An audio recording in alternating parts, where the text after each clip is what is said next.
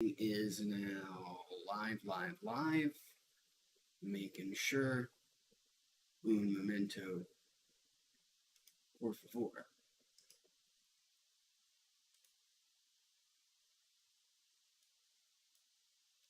Okay, let's check here. Looking good there.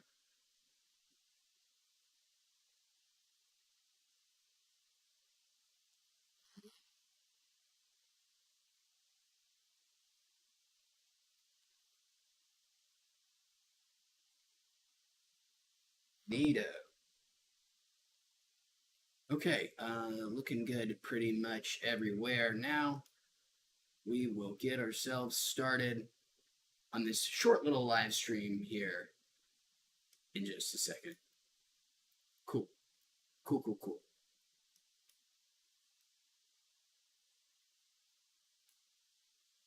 Dope. Welcome. All right. I'm gonna grab ourselves a introductory bag.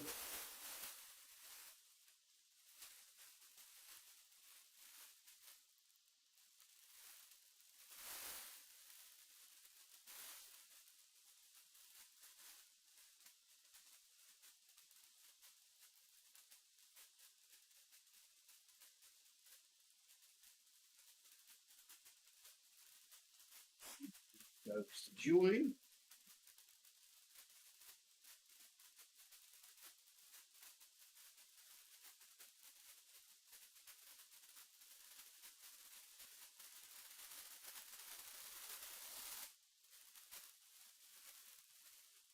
Look at the read in here. Yeah, there's gotta be.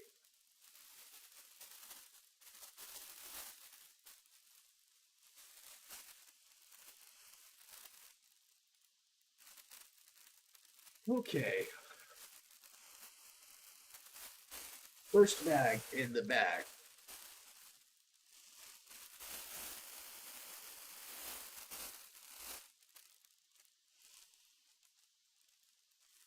Still getting used to my swivel stool here.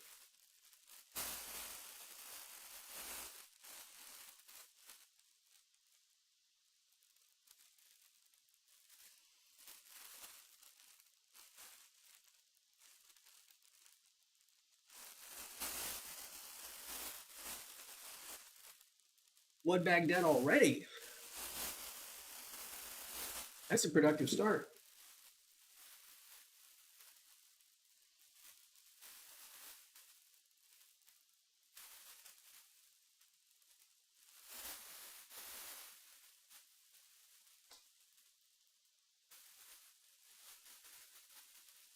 Let's work on bag number 2 here.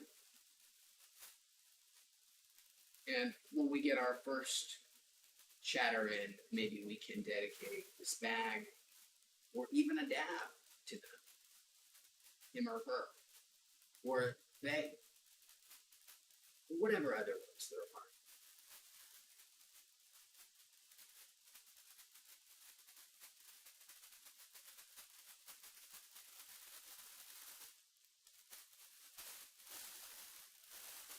Okay, back into 2.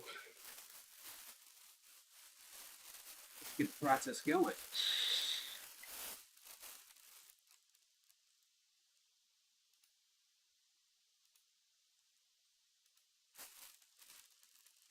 Lovely.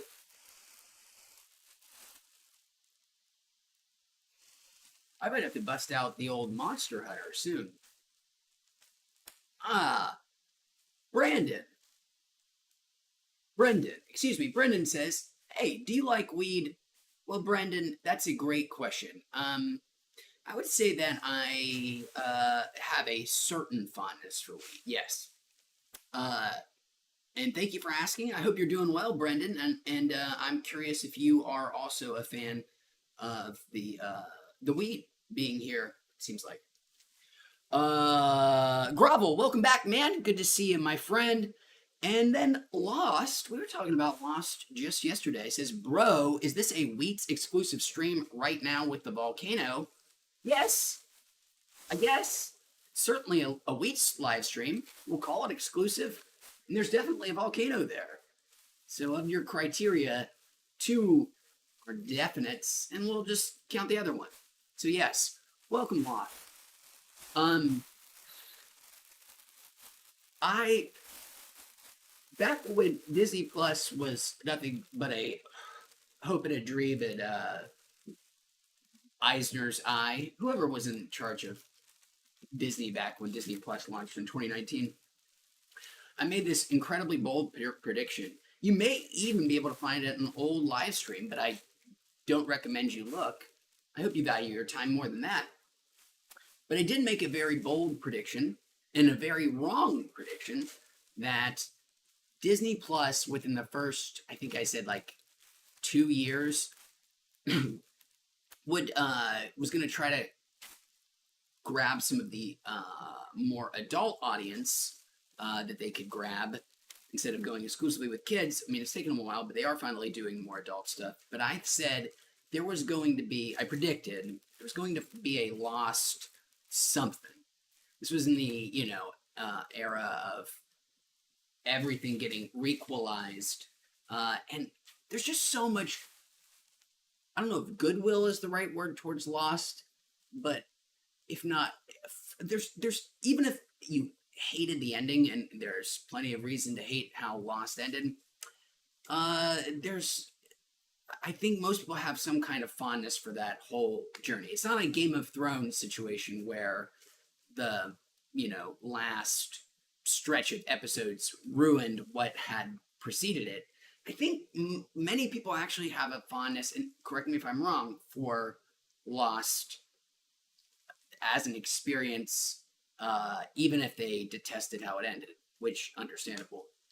So I just felt like it was such a big property that hadn't been exploited yet, and it was ripe. I mean, it was what?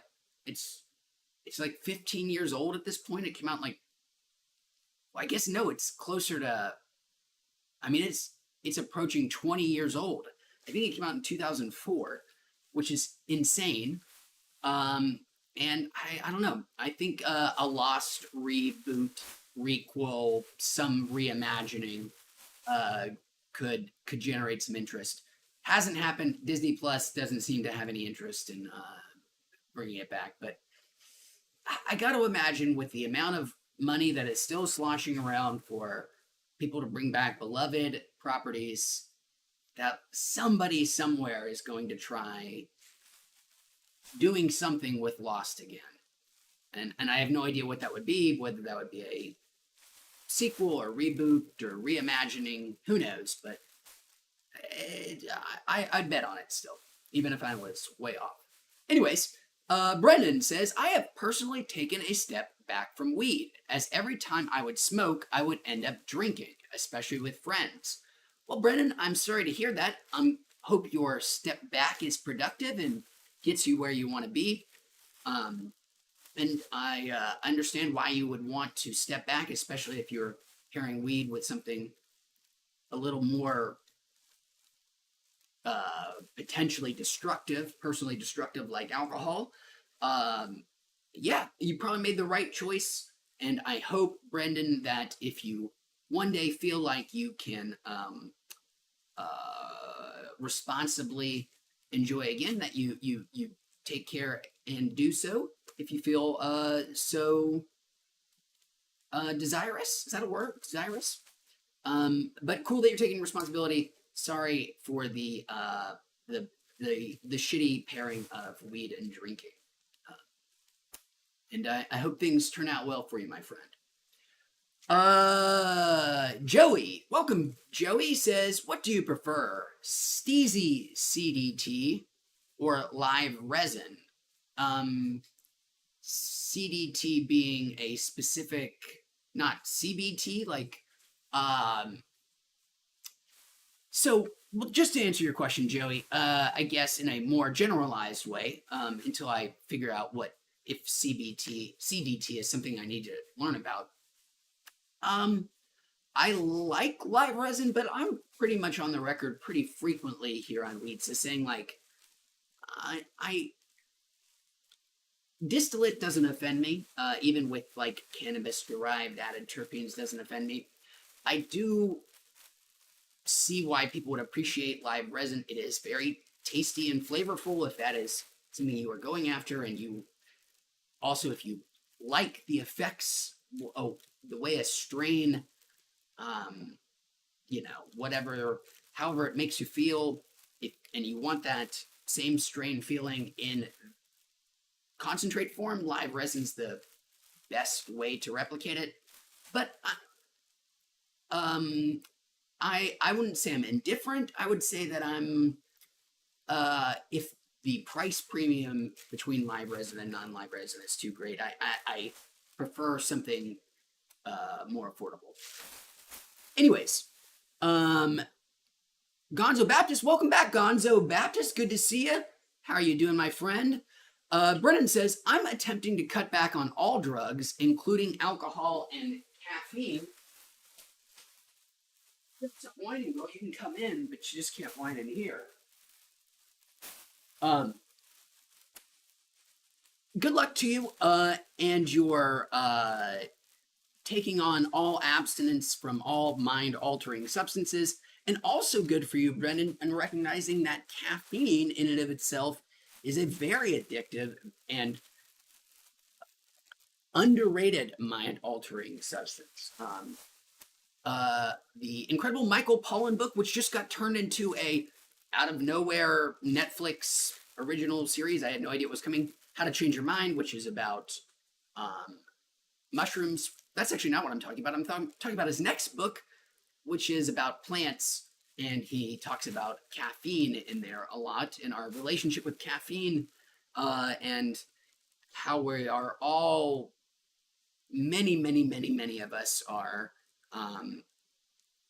completely and utterly addicted to it without even realizing, not even that we're addicted to the substance, but what it does to you. And I'm not saying it's nefarious. Michael Pollan actually does a great job in the book. Your Mind on Plants, is that the name? Anyways, his most recent nonfiction book, I'm talking about caffeine in a pretty, I thought, objective manner, and not vilifying it or demonizing it, but even taking some positive, looking at the positive aspects of caffeine, which there are many, but there are also a lot of hidden downsides, but complications with caffeine. Easy, girl. Relax, buddy. Dogs are really excited. Anyways, okay. But good luck to you, man. Don't feel distraught if you ever take a break and do some caffeine or end up drinking. It's all part of the process, but I wish you the best. And I'm curious which one you find most difficult to give up, whether that be alcohol or caffeine. Both are physically addictive in ways that weed is not. Lost says, agreed, the story can really make you connect with the people, have an experience, no matter the ending. And yes, I agree with you there, Lost. I have not watched Lost since the finale, but it came out when I was in college. Well, actually, I think it came out when I was a senior in high school. It was the first season. But I didn't watch it until I got to college. I just randomly went to Walmart, the Walmart closest to the campus I was on, and I had heard a lot of really cool things about Lost. I was a dumb freshman, and I was like, oh man, this show looks great. It had just come out on DVD that morning. I was like, I'm going to buy this show on DVD. You remember doing that, by the way? Went and picked it up, and then my roommates, we blasted through those 6 DVDs or whatever in like 3 days. And then from that point on, my college experience and Lost experience were pretty tightly related. Like, whoa, hey, shh, Nudie, no. Dog, very, very annoyed with me talking. Squiddy, go. Anyways, yes, so Lost, I have an incredible sort of nostalgia for Lost, and I'm not even a nostalgic person, really. But it was the most communal I've ever had a show be. we used to have big, giant viewing parties. I don't know if that's an endorsement to bring it back or not, but again, I would probably watch it. So maybe that is Disney Plus executive.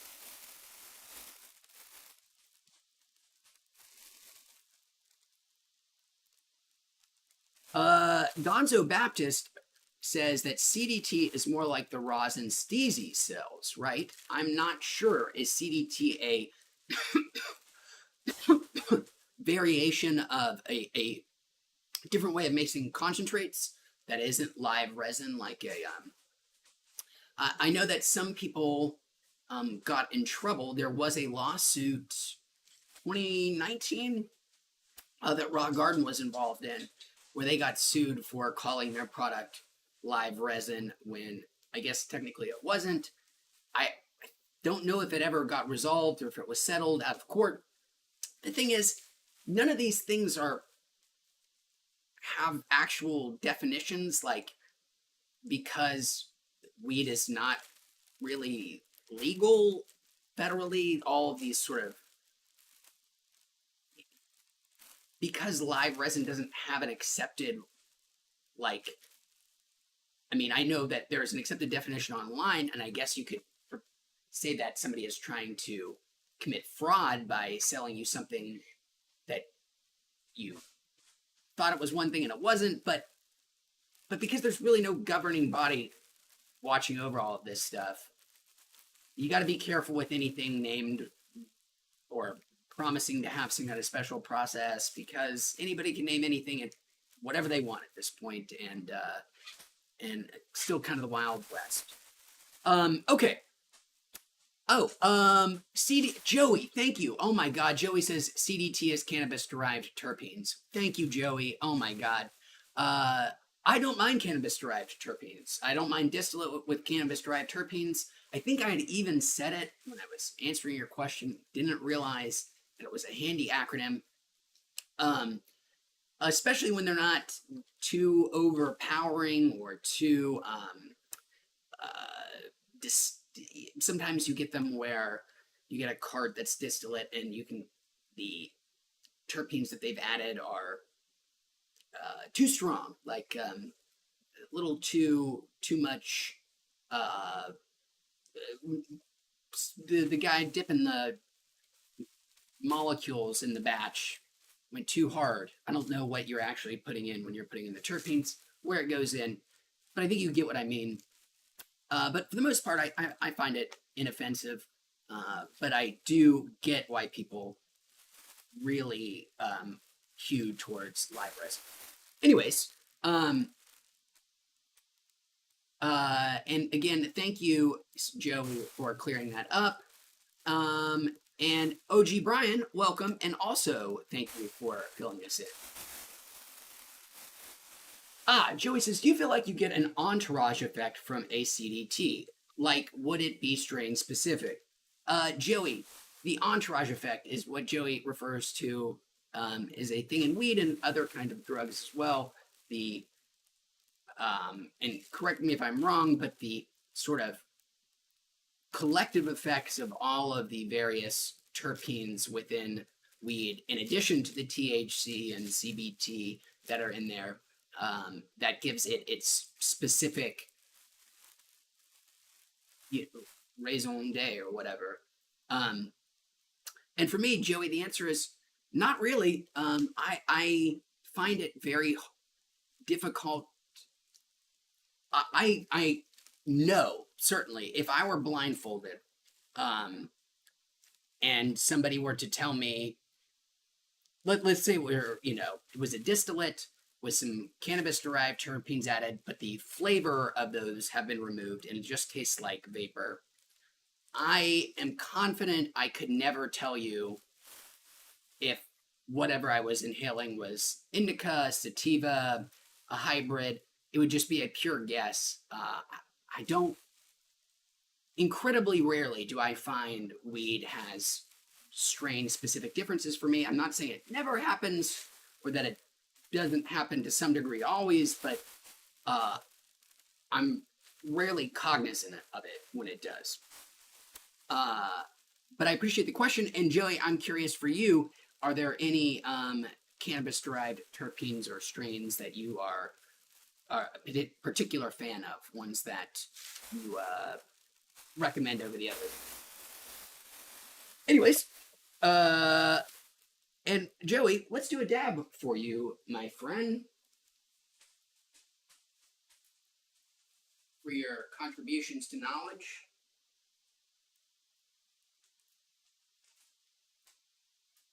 I believe this is some Runts Shatter here. This is my mini nail. Healthy-ish size dab there. Thanks for watching, Joey. Appreciate your contribution. This one's for you.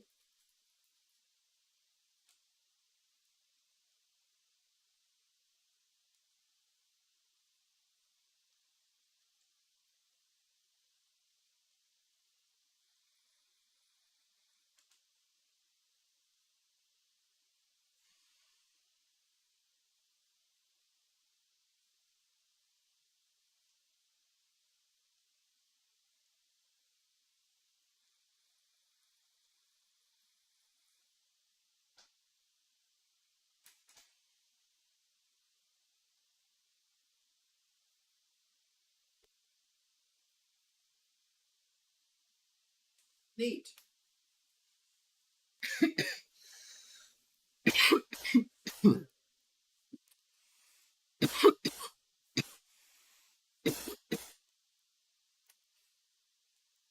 Eric Nephron, welcome, my friend. How are you doing, sir? Glad to have you back with us. I think you joined us for our short live stream yesterday as well. Either way, glad you are back. And Joey, thanks for the kind words, my friend. I appreciate it. Go lie down, buddy. Go, go, go. Go. Oh, these dogs. So excited. Squiddy, go chill, buddy. Go on. Okay. Let's see, where were we? I am very high after that dab. And it looks like I'm caught up in chat, so, cool. I forgot all of the topics I had mentioned, that I had originally, decided we were going to talk about. Forgot where my list is. A little too high, so, we'll just do weed instead. And, if anybody gives me a topic to rant about, I'd be happy to rant. I can talk shit about, I can get in trouble and talk shit about Top Gun, world's most popular movie right now. I've seen it twice, so I feel like I can talk shit about it. Okay, in a more comfortable, I feel more confident in my position that Top Gun Maverick is not a very good movie, and that I can defend that. Well, I would have been before. Not so much now, but Top Gun Maverick is not a very good movie. It's a lot of fun, and it is incredibly well directed at moments, and it looks great. But it is a really, really, really, really terribly written movie, especially if you get the ability to rewatch it. You see how little the whole thing sticks together. I don't need to give too many Top Gun spoilers here, but the fact that the whole movie takes place in the time span of, I think, 2 weeks, is really, truly, just absolutely absurd. Almost as absurd as my favorite whipping movie of the summer, Jurassic World Dominion, and the fact that in Jurassic World Dominion, you can ship 1 ton of dinosaurs for $2,000, I believe, which seems like an incredible deal for any kind of freight, air freight, not sea freight, but for dinosaurs, that seems like an incredible. Anyways, Jurassic World Dominion, Top Gun Maverick, what a sad movie for sad summer. All right, let's get another bag going here.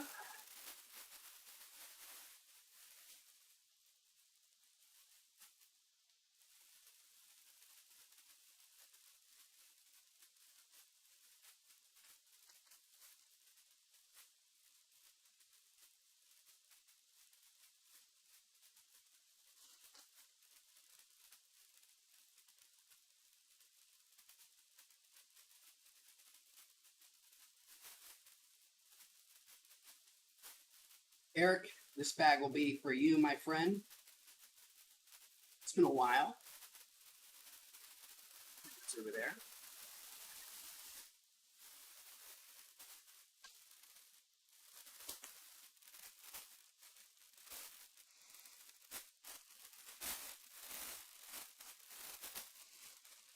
I wish our friend Larry David was here because I think his avatar and name alone spawned 3 viewing experiences. I started to rewatch Seinfeld for the first time since I was in my like teens, late teens probably.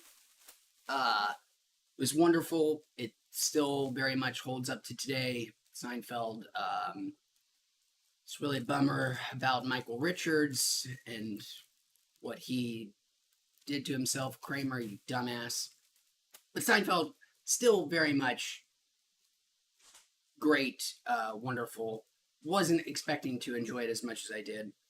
And I enjoyed that so much watching a bunch of Seinfeld that I was like, well, it is finally time to rewatch probably definitely one of my 5 favorite television shows ever. And just, let's just say one of the 5 best ever. And that's Veep. If you've never seen Veep, you gotta watch it. It is by, the show by Armando Iannucci, the guy who wrote and directed The Death of Stalin, one of my favorite cherries on top we've ever done. Veep is the show about the Vice President of the United States, played by Julia Louis-Dreyfus from Seinfeld, Elaine, and it is the story of her as a Veep, and has the funniest cast, bar none, in television history, and some of the greatest writing ever put to video. I genuinely believe that. I've watched like 5.5 seasons in a week. I can't stop watching Veep. It's affecting my sleep.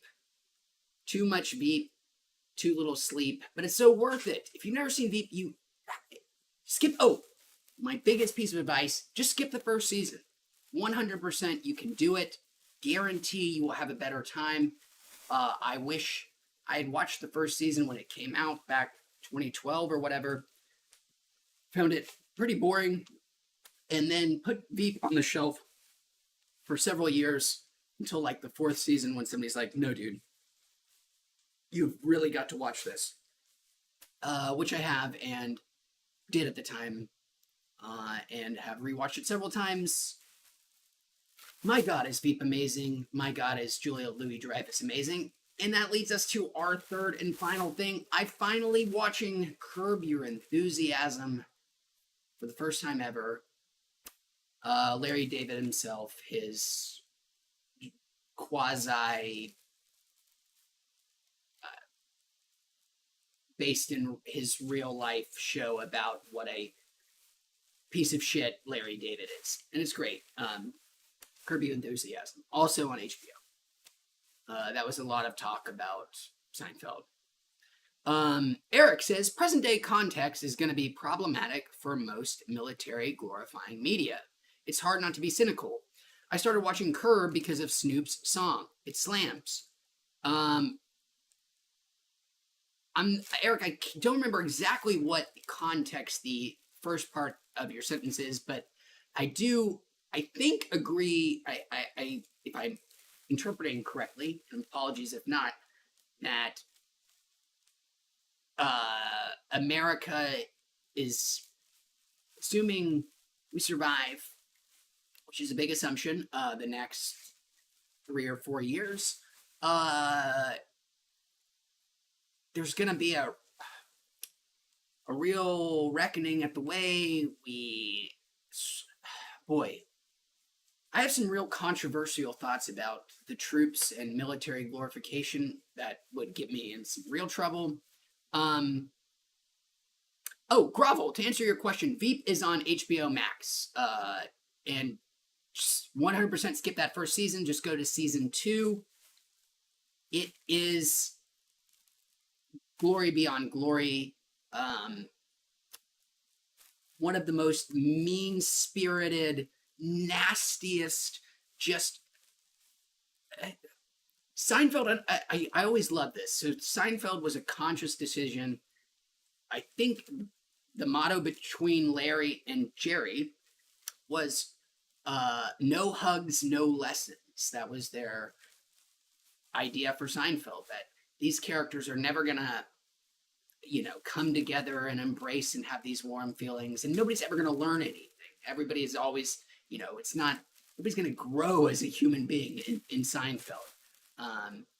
And Veep takes that mindset, no hugs, no lessons, and sharpens it to its pointiest point. There are jokes in Veep that will make you wince. I mean, just like, oh, Jesus, in the best way. And I don't mean cringe either, but like literally wince. Like Selena Meyer, the Veep, the vice president, Elaine Bennis, will say things that are so beyond the pale offensive that you will, if you're me, you will, oh shit, you'll flinch. But it's great.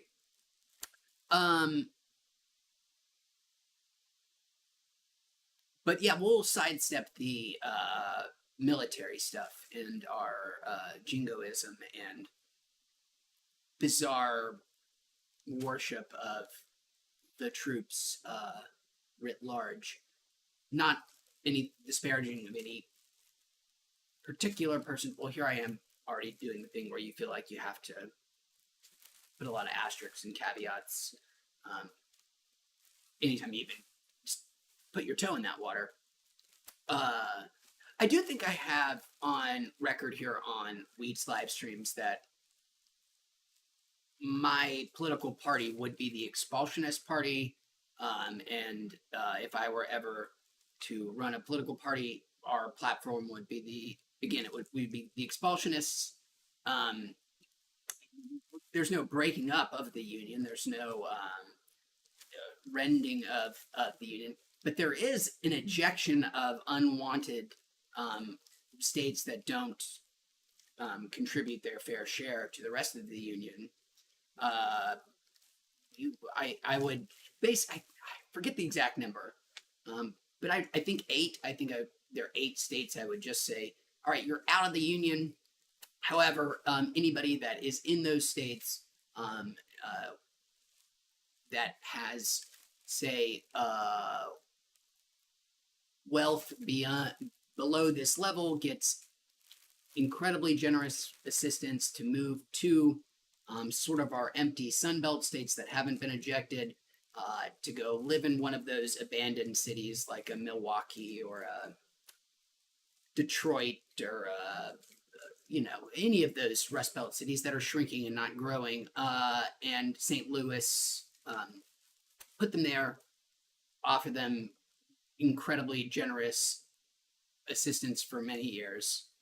And then if anybody from the recently expelled states, that anybody is welcome to come back into the other United States, but what they'd have to do is you have to something above a certain income level, wealth level. You get that chopped off, which helps contribute to all the people who want to move that don't have such wealth. Just tax the hell out of that, bring that in. If they want to move in, of course, they're welcome to continue living in Oklahoma forever, God forbid. But if they would like to come back in the United States, anybody is free to do so, but there's going to be taxes or generous contributions depending on what your level of wealth is already. And of course, any state that wants to come back into the union is welcome to do so. They are free to petition to do so. They must hit certain criteria. And that's how I think I'd fix it. Like, I'd say, all right, sorry, Mississippi, you're out. Like, what are you doing? Mississippi, come on. Come on, Mississippi. You're dragging us all down. You still have 2 senators for some godforsaken reason. You're fucking done. You're out, Mississippi. Nobody's going to miss you. You're done. We'd love to have your residents, but, you know, you can keep your goddamn Delta. We'll keep the name of the river. You can keep your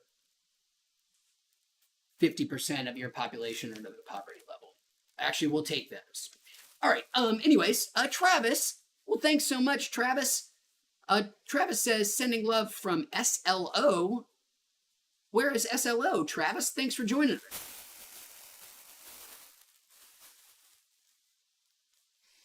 St. Louis. Of course. That's got to be it. No, that would be STL. St. Louis. That would definitely not be SLO. Unless... No. Thanks for watching, and thanks for hanging out with us, Travis. We're glad you're here. Sorry about the red.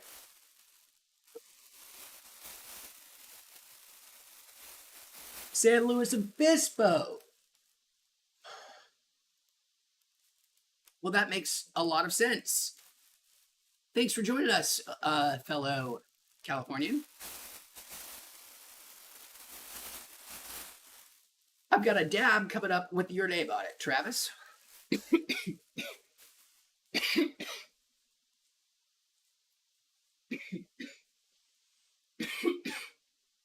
And all of your friends out in San Luis Obispo.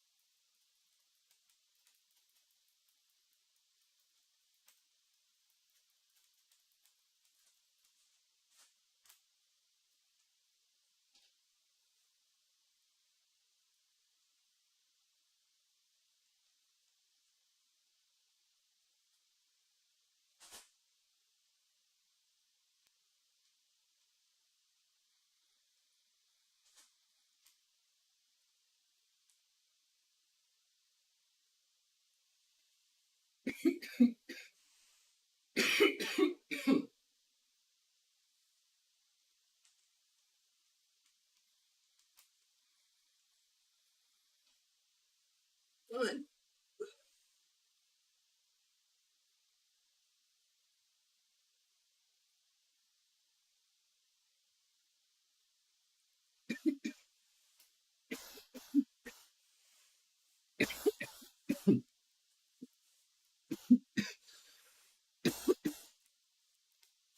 Well, glad we could have that moment of synchronicity. Travis, who is just getting off work and just in time to chill. And I realized I just used the word synchronicity incorrectly. Well, kind of. It just means like...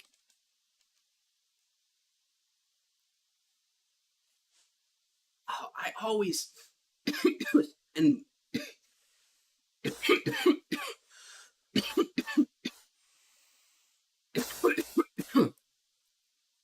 Excuse me. Might have to blow my nose here in a second. Synchronicity. One of those concepts I can never really remember what it means. I always have to look back up. Which is the simultaneous occurrence of events which appear significantly related but have no discernible causal connection. Meaning just randomness. Things that, we prescribe great meaning to coincidences, but that is a fallacy of our brains, because if you divide a day up into, instead of thinking about your day as a series of 5 anecdotes, if you think about it, your day as a series of ever smaller and more divisible moments, and you broaden the category of what a coincidence is, you'll find that they happen all the time. And synchronicity is more or less coincidences. I'm sorry, Sting, for getting that wrong. Well, Eric, that's because In the Loop is directed by and written by Armando Iannucci, creator of Veep and greatest movie of 2018, The Death of Stalin.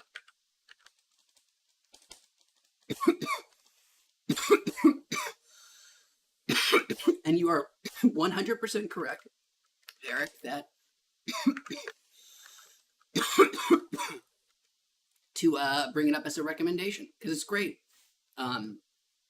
It makes me sad because James Gandolfini is in it.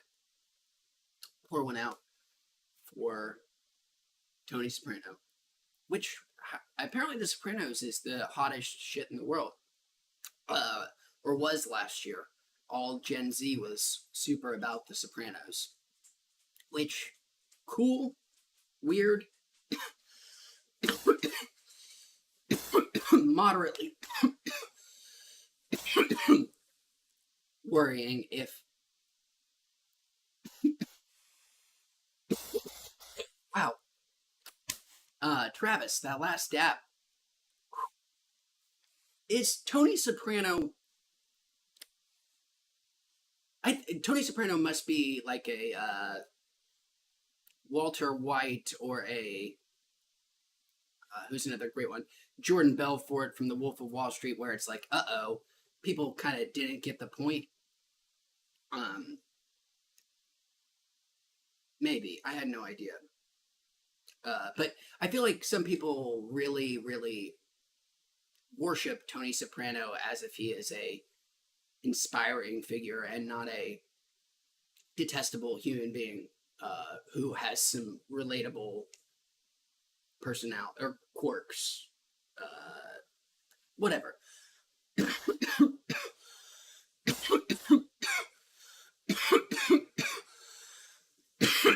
GTR Zero, welcome.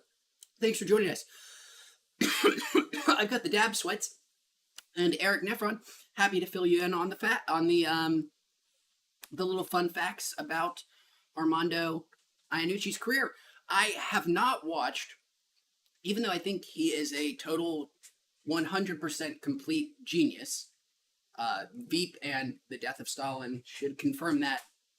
The dude is a master of pitch black comedy.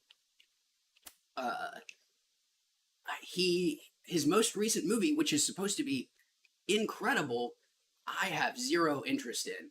It is not a comedy. It is a pretty earnest adaptation of David Copperfield, starring Dev Patel, that came out in 2020. It might just be called David Copperfield. And I really have no interest in it, which is unfair of me. But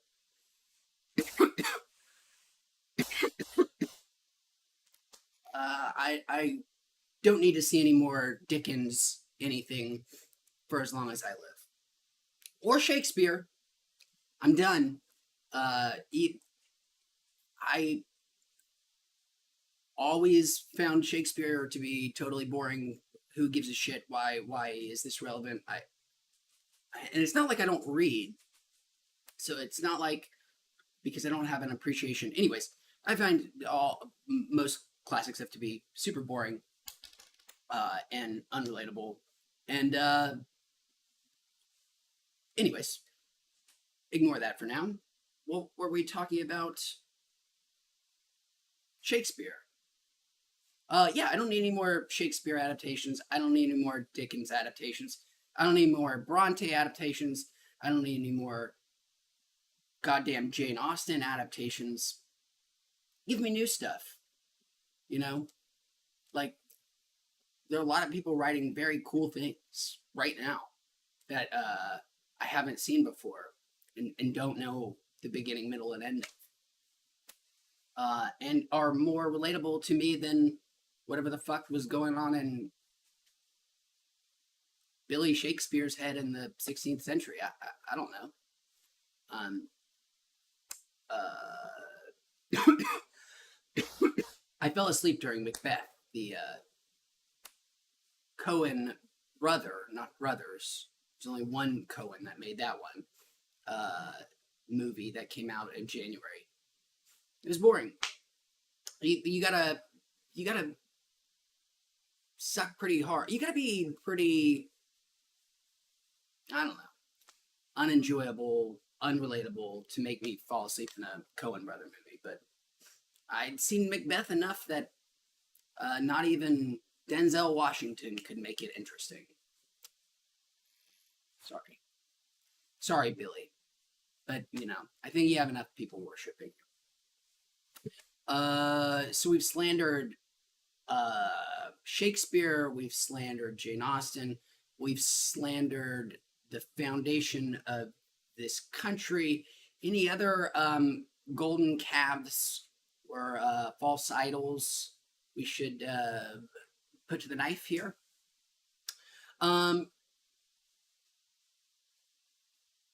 Eric says there's something about sociopaths that intrigue us, I think,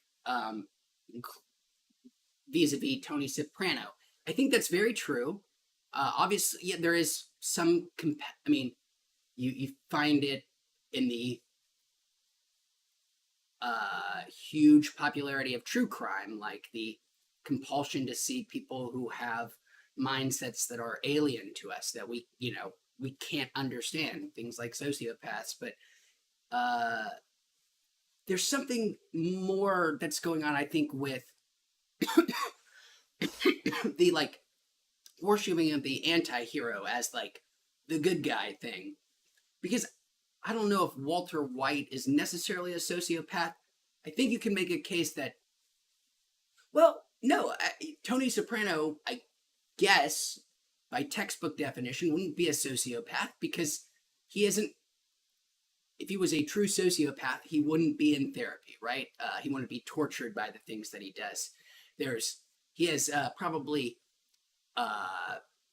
untreatable narcissistic personality disorder, but he might not be a sociopath. But there is this deification of people who do, I don't know. It's been going on for a while. The things where the creator intends for a character to be read one way, and a lot of people instead find that person to be somebody to root for, whereas the author had this intent for you to see them as somebody who is tragic or incredibly flawed, or certainly not somebody to find heroic. But I don't know. There seems to be a lot of things on the internet where,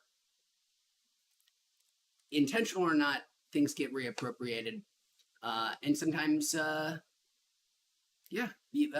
like Pepe the Frog situation. Things take on a life of their own, and Walter White is supposed to be a villain, and instead he's a beloved icon and a cherished, beloved anti-hero. Anyways, that's enough of that for now.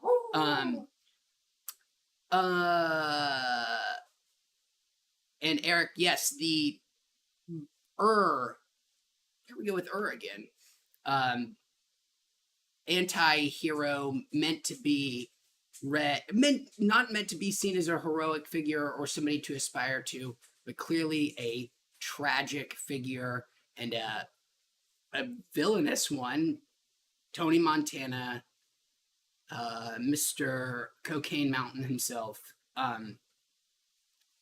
Although in some ways, I actually the way that like I can forgive. I mean, it's bad. I don't think it was meant that way, but of all of the movies, Brian De Palma's just not that nuanced of a guy. The guy who directed Scarface, and you could understand why people would watch that and think that Tony Montana is supposed to be this badass guy that you want to aspire to be, because it's kind of, even though I don't think that's what Brian De Palma meant. I mean, you could easily see where that interpretation could come from as the movie exists.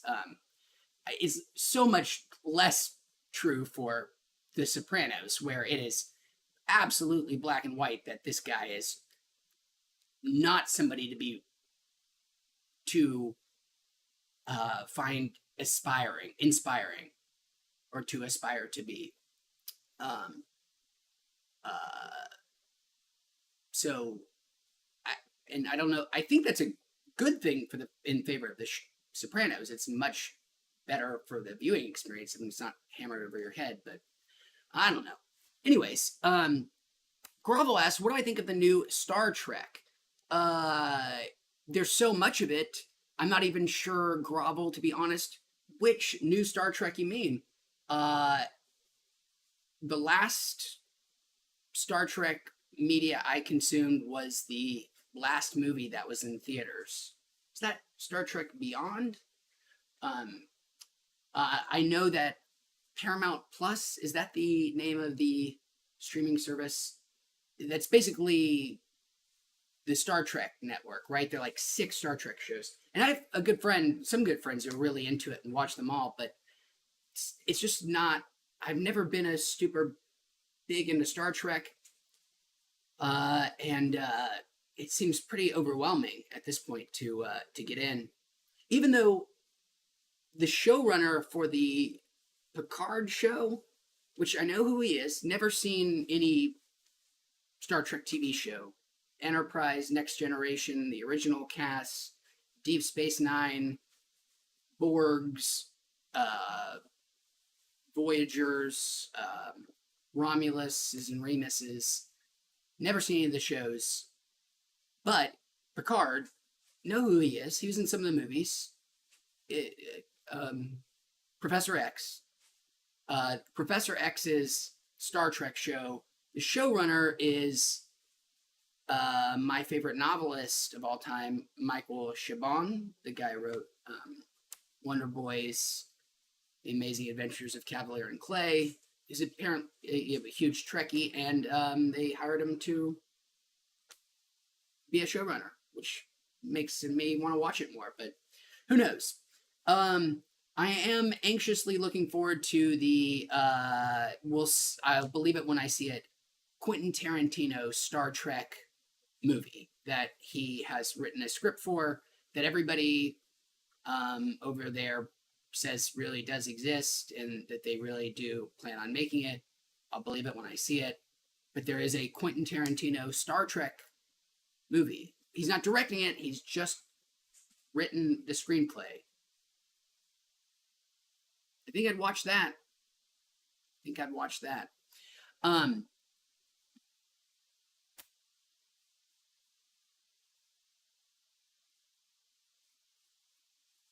Oh, look at all these wonderful examples in chat here of cultural icons. Of course, oh man, the Joker. Yes. And so many incarnations of the Joker. At this point, it's like, yeah.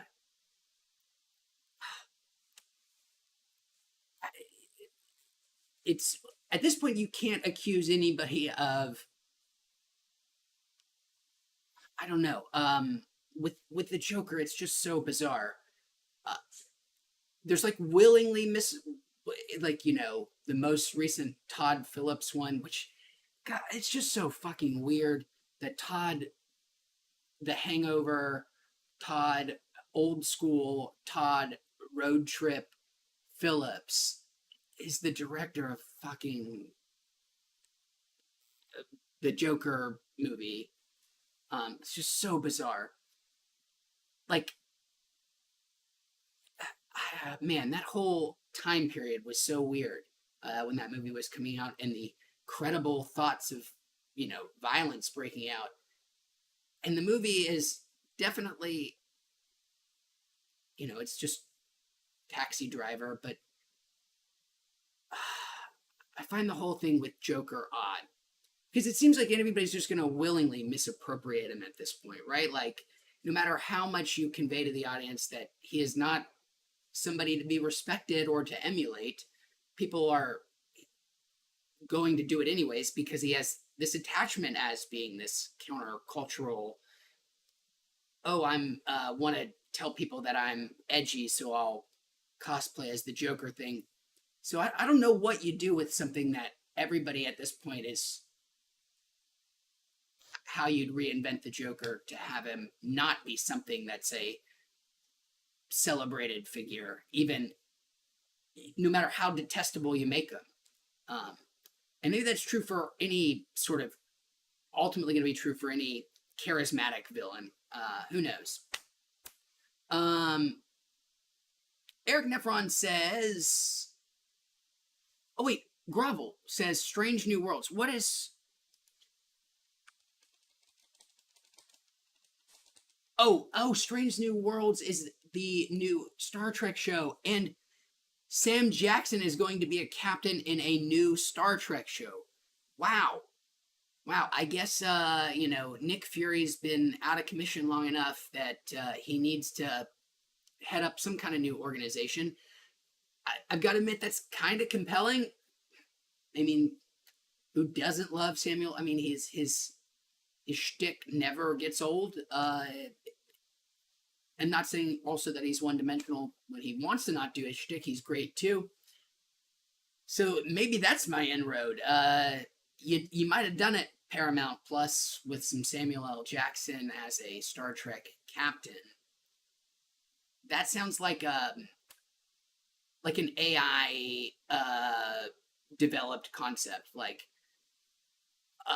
some supercomputer was honed in on the problem of like, all right, how can we get more people to watch Paramount Plus, leveraging our current IPs plus access to stars? So let's see what we got. Supercomputer sits there and churns for 6 months, and it spins out a new Star Trek series. And then, the scientists are sitting there sweating like, well, we know this, of course. We're Paramount Plus. We know a new Star Trek series. But what is the secret sauce? What is the secret sauce? And they're all just sitting there. Is it going to be William Shatner de-aged, or is that going to be what the AI spits out? Is it going to be Star Trek, but in chronological reverse time order, where it's just the original series but done backwards, and maybe that's compelling for some reason? Or will it be Star Trek music videos? Maybe there's something the algorithm understands about music video overlap, but they're just sweating bullets. What is it? What's going to come out? What are they going to have to work on? And then the computer finally flashes it up, and it says Captain Samuel L. Jackson, and there's just like so much relief, like the cheering that would go on in the headquarters there, because apparently everybody at Paramount Plus is just watching a big computer screen. As the AI comes up with surefire hit concepts.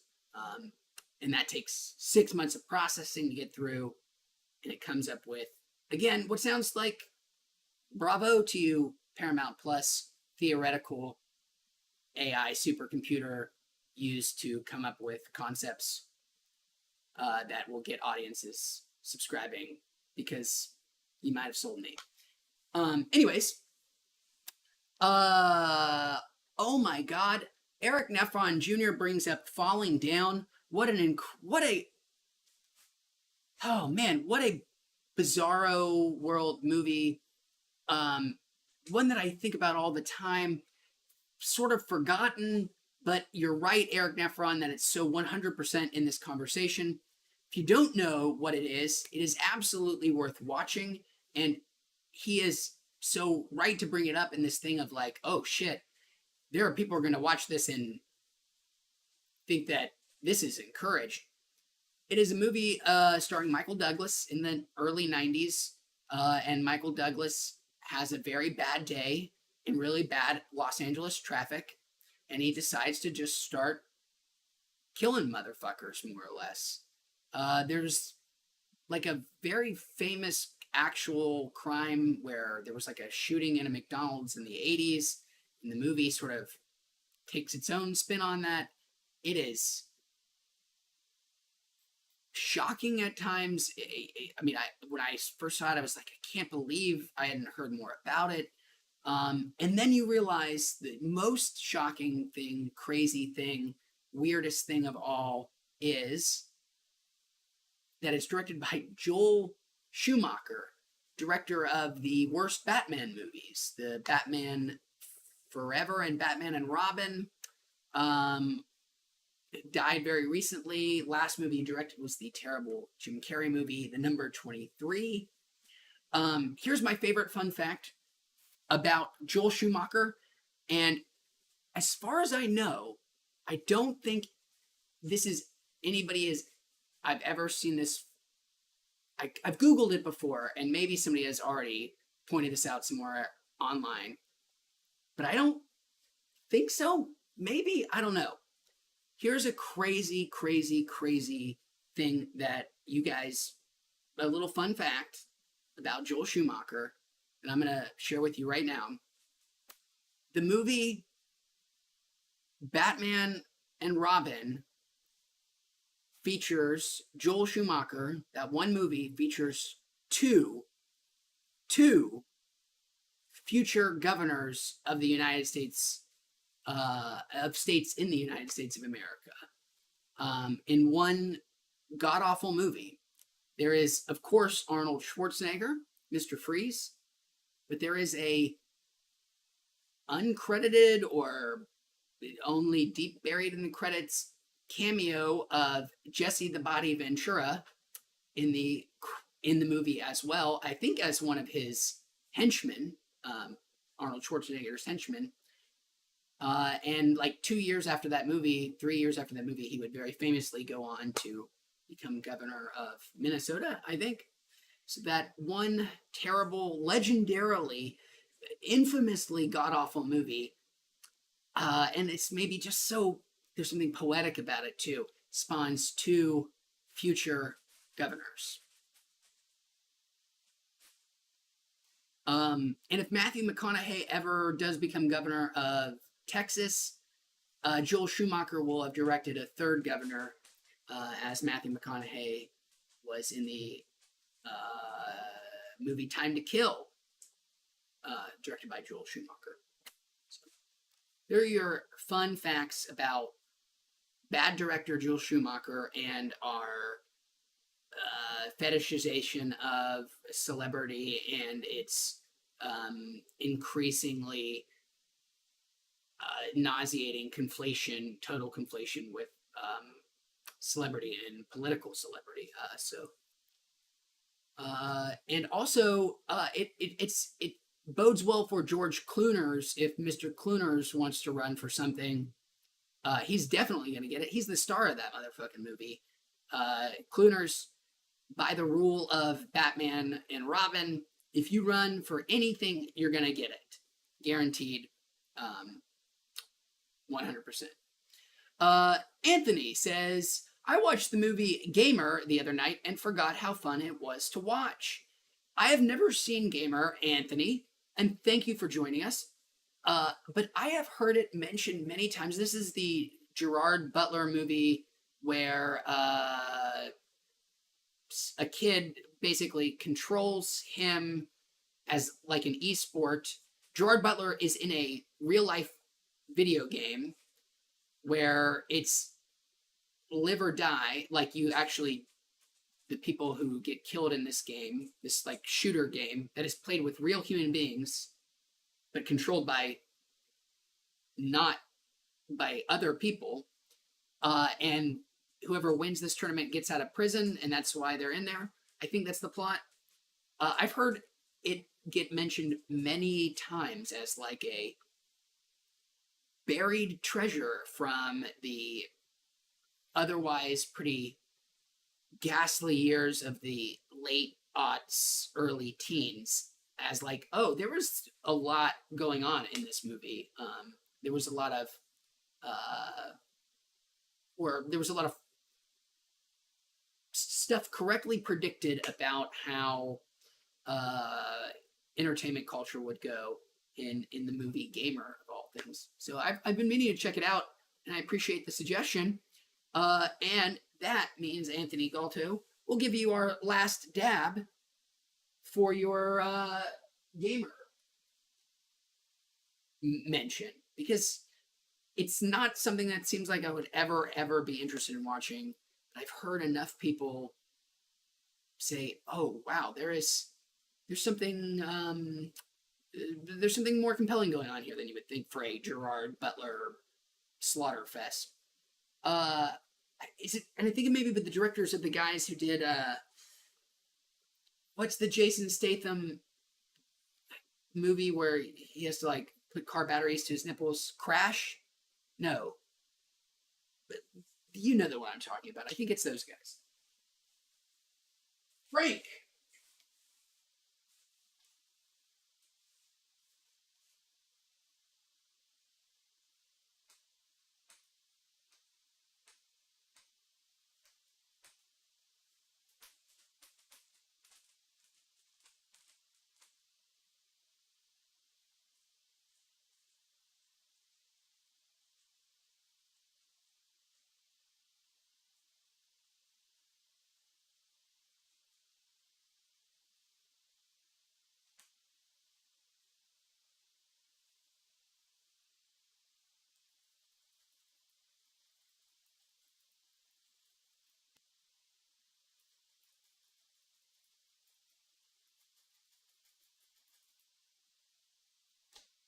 Anthony, this is for you. Thanks for joining us. Last dab.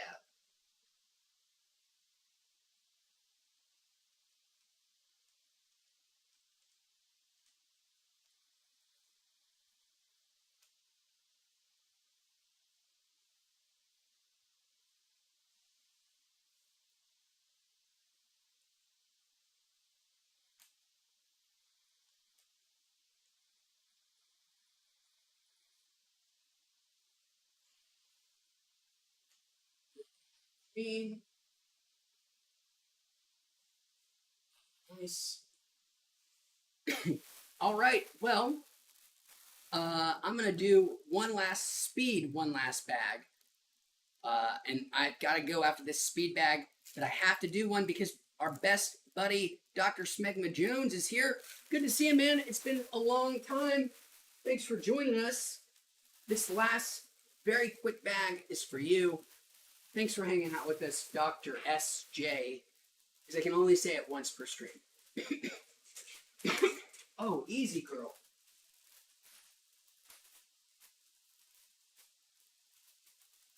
Oh, man. Watching your dog get old, not fun.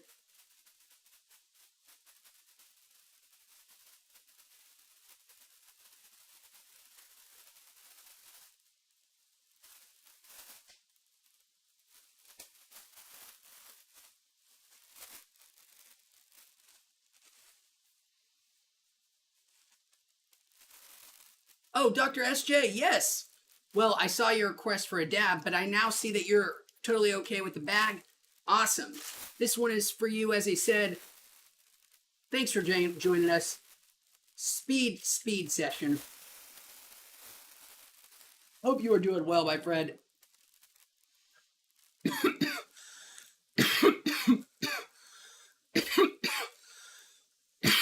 Again, twice in a row, a little bit higher than I intended to be at the end of one of these streams, which is wonderful. But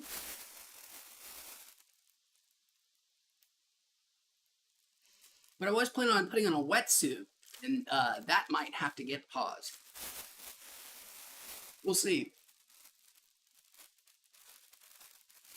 Okay, definitely almost 100% sure I will not be streaming tomorrow, but I will definitely 100% almost for sure be streaming Thursday after the new review comes out 1:15 PST, 3:15, 4:15 EST. I hope you guys can join us for a premiere. Will be another live stream then after that. And I hope some of you guys can join us.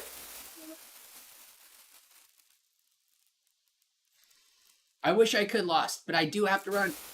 Thank you so much for hanging out with us, Lost, and let me talk Lost with you. I hope we can talk Lost